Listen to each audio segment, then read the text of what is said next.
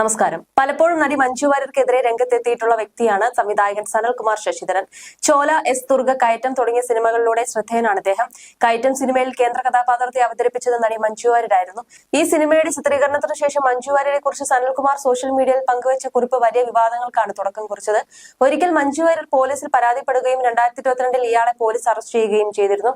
തുടർന്ന് ഏറെക്കാലം നിശബ്ദനായിരുന്ന സനൽ കഴിഞ്ഞ കുറച്ചു ദിവസങ്ങളായി വീണ്ടും മഞ്ജുവിനെതിരെ രംഗത്തെത്തിയിരിക്കുകയാണ്. ഇപ്പോൾ മഞ്ജു എന്തുകൊണ്ട് പരസ്യമായി പ്രണയം പറയാത്തതെന്നും അവരുടെ മകളുടെ ജീവന് ഭീഷണിയാണെന്ന് കരുതി തന്നോട് സംസാരിക്കുന്നില്ലെന്നും പറയുകയാണ് സംവിധായകൻ. ഫേസ്ബുക്കിലൂടെ പങ്കുവച്ച കുറിപ്പിലൂടെയാണ് സനൽകുമാർ ഇക്കാര്യം പറഞ്ഞിരിക്കുന്നത്. സമൂഹം ഒരു തമാശയാണ്, അങ്ങനെ ഒന്നും നിലനിൽക്കുന്നതേ ഇല്ല എന്ന് തോന്നും ചിലപ്പോൾ. എന്റെയോ നിന്റെയോ എന്നുള്ളത് മാറ്റിവെച്ചാലും ഞാൻ പുറത്തുവിട്ട സംഭാഷണത്തിൽ 2 മനുഷ്യരാണല്ലോ ഉള്ളത്. അത് ആരായിക്കോട്ടെ, ഒരു സ്ത്രീയെ അവൾക്ക് ഇഷ്ടമുള്ളയാളോട് സംസാരിക്കാൻ അനുവദിക്കുന്നില്ല എന്നും അതിന് ശ്രമിച്ചാൽ ആ സ്ത്രീയുടെ മകളുടെ ജീവന് ഭീഷണിയാകും എന്നുമാണല്ലോ പ്രധാനമായും അതിലുള്ളത്. അത് ആരാണെന്ന് ബോധമുള്ള സമൂഹം ചോദിക്കണ്ടേ? അതിൽ സത്യമുണ്ടോ എന്ന് അന്വേഷിക്കണ്ടേ? ഞാൻ പൊതുസമൂഹത്തെ പറ്റിക്കുകയാണ് എന്ന് വാദിച്ചാൽ പോലും അതിന്റെ സത്യാവസ്ഥ തിരക്കി പോകാൻ ഒരു സമൂഹം തയ്യാറാവേണ്ടതില്ലേ? നീ പറഞ്ഞത് ശരി തന്നെയാണ്, ഇതൊരു പാഴ് സമൂഹമാണ്. ഞാൻ തോൽവി സമ്മതിച്ചു. മുൻപ് നിന്റെ മൗനം എന്നിൽ ഉണർത്തിയിരുന്ന വികാരം കോപമായിരുന്നു, ഇപ്പോൾ ഭയവും ആദിയുമാണ്. നിന്നെ ഓർക്കുമ്പോൾ ഉള്ളിലാളുന്ന തീ കാരണം എഴുതാതിരിക്കാൻ കഴിയുന്നില്ല. കടലാസ് വഞ്ചി പുഴയിൽ ഒഴുക്കിവിടും പോലെ നിന്നിലേക്ക് എത്തുമായിരിക്കും എന്ന പ്രതീക്ഷയിൽ എന്തൊക്കെയോ കുറിക്കുന്നു. നമ്മുടെ പ്രണയം ഇങ്ങനെ പൊതുസമൂഹത്തിൽ വിളിച്ചു പറയേണ്ടി വരുന്നതിൽ എനിക്ക് സങ്കടമുണ്ട്. പക്ഷെ മറ്റെന്താണ് വഴി? എന്താണ് ഈ ലോകം ഇത്ര ക്രൂരമായി പോകുന്നതിന്റെ കാരണം എന്നും പറഞ്ഞാണ് സനൽകുമാർ കുറിപ്പ് അവസാനിപ്പിക്കുന്നത്. പിന്നാലെ കമന്റുകളുമായും നിരവധി പേരെത്തി.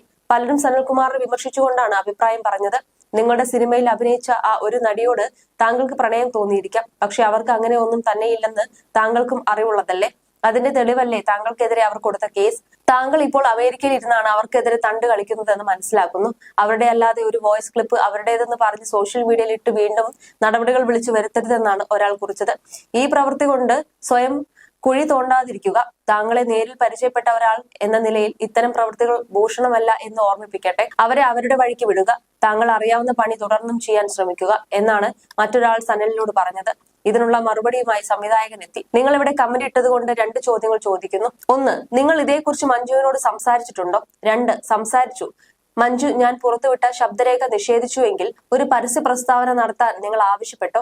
ഇത് രണ്ടും ചെയ്തില്ല എങ്കിൽ എന്ത് കാര്യവിവരത്തിന്റെ അടിസ്ഥാനത്തിലാണ് ആധികാരികതയോടെ എന്ന ഭാവന നിങ്ങൾ ഈ കമന്റ് ഇടുന്നത് എന്നാണ് സംവിധായകൻ ചോദിക്കുന്നത്.